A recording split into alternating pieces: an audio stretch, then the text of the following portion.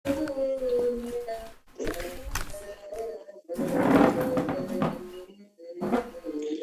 Assalamualaikum warahmatullahi wabarakatuh. Waalaikumsalam warahmatullahi Waalaikumsalam warahmatullahi wabarakatuh. wabarakatuh.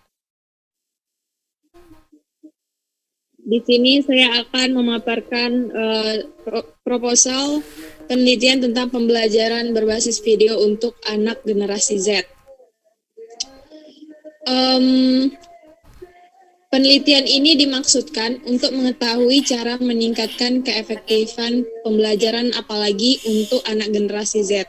Anak-anak generasi Z itu adalah anak-anak yang dari kecil itu hidup dalam dunia teknologi yang semakin hari semakin berkembang pesat dan segala akses informasi itu dapat diperoleh dengan cepat. Hal ini pun juga mempengaruhi gaya belajar anak-anak generasi Z. Gaya belajar anak-anak generasi Z itu menyukai format audio visual. Nah, audio visual dan bergantung pada teknologi, mudah memahami. Nah, contohnya itu seperti lebih akurat, konkret, fakta, dan bermanfaat. Nah, aktif belajar sendiri seperti mencari tahu, lalu lihat gaya belajar anak generasi Z ini seperti mengajar dengan menggunakan metode ceramah atau terasa sulit bagi para pendidik.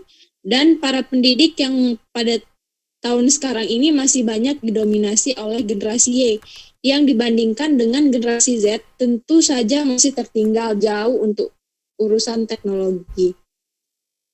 Tetapi hal ini tidak akan menjadi penghalang untuk dapat mengajar anak generasi Z. Dengan bermodalkan rasa ingin tahu dan semangat belajar dan sedikit inovasi dalam pembelajaran, maka generasi X dan bisa menjadi pendidik baik.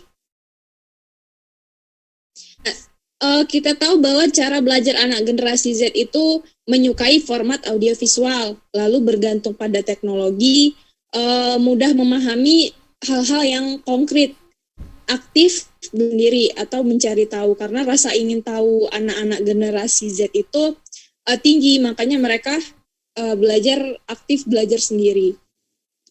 Lalu salah satu inovasi dilakukan oleh pendidik dalam mengajar generasi Z yaitu dengan menggunakan media pembelajaran yang sesuai dengan karakteristik mereka. Nah, video pembelajaran salah satunya. Nah, video pembelajaran itu adalah salah satu media pembelajaran audio visual yang dapat digunakan untuk membantu anak generasi Z dalam belajar. Nah, kelebihan dari video ini, pembelajaran video ini untuk mengatasi jarak dan waktu. Nah, bisa mampu menggambarkan peristiwa-peristiwa secara realistik, lalu dapat mengembangkan pikiran dan pendapat para siswa. Lalu hampir semua dari kelebihan video pembelajaran ini selaras dengan gaya belajar anak-anak generasi Z. Selain itu, banyak sekali penelitian yang mengatakan bahwa video pembelajaran ini efektif digunakan sebagai media pembelajaran bagi para pendidik untuk menyampaikan pelajaran. Gagasan yang ingin disampaikan, untuk itulah pembelajaran berbasis video ini dapat digunakan sebagai inovasi pembelajaran bagi anak generasi Z. Seperti itu. Lalu, cara belajar anak generasi Z itu kan menyukai format audio visual ya. Jadi sesuai dengan kelebihannya itu menyukai anak-anak yang menyukai format audio visual itu, kita dapat tahu kelebihan dari video pembelajaran itu formatnya audio visual dan memperjelas hal abstrak dan memberikan penjelasan yang lebih realistik. Lalu mudah memahami hal-hal yang konkret. Nah, kenapa? Karena menggambarkan peristiwa-peristiwa secara realistik dan waktu yang cepat. Lalu bergantung pada teknologi. Nah, karena generasi Z ini bergantung pada teknologi, maka kelebihan dari video pembelajaran ini dapat diakses dan di-share ke media sosial, smartphone, sehingga dapat berputar berulang kali. Makanya kelebihan dari video pembelajaran ini, apalagi kan kita lagi masa pandemi ya, jadi video pembelajaran ini sangat efektif gitu. lalu aktif belajar sendiri mencari tahu. Nah, karena anak generasi Z ini rasa ingin tahunya tinggi, jadi kelebihan dari video pembelajaran ini dapat mengembangkan pikiran dan pendapat imajinasi siswa, seperti itu. Sekian dari penjelasan saya. Apabila ada pertanyaan, silahkan ditanyakan.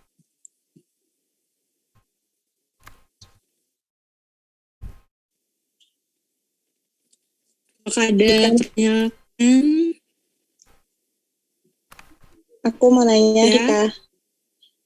Kan kamu video pembelajaran. Nah, video seperti apa kamu gunain? Apa animasi atau kamu yang ngejelasin atau apa? Makasih. Oke. Ya. Apa ada lagi yang ingin bertanya?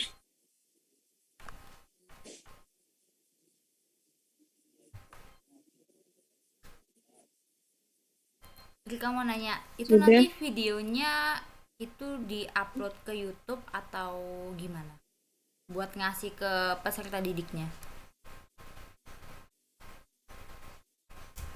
Oh iya. Di proposal ini bervariasi, terserah kita sebagai pendidik mau di-upload di YouTube atau di Google Drive biasanya itu tergantung kita sebagai pendidik bagaimana mempublikasikannya seperti apa gitu.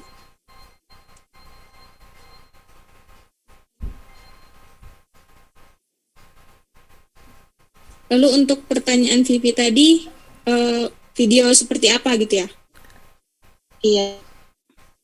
Kalau di penelitian ini saya memakai video animasi, itu juga bisa. Video misalkan pendidik, misalkan kita nih sebagai guru, nanti kita buat video gimana-gimana, nanti kita upload, lalu kita share sama siswa-siswanya itu. Jadi bisa juga. Jadi yang dipakai kayak video animasi gitu ya?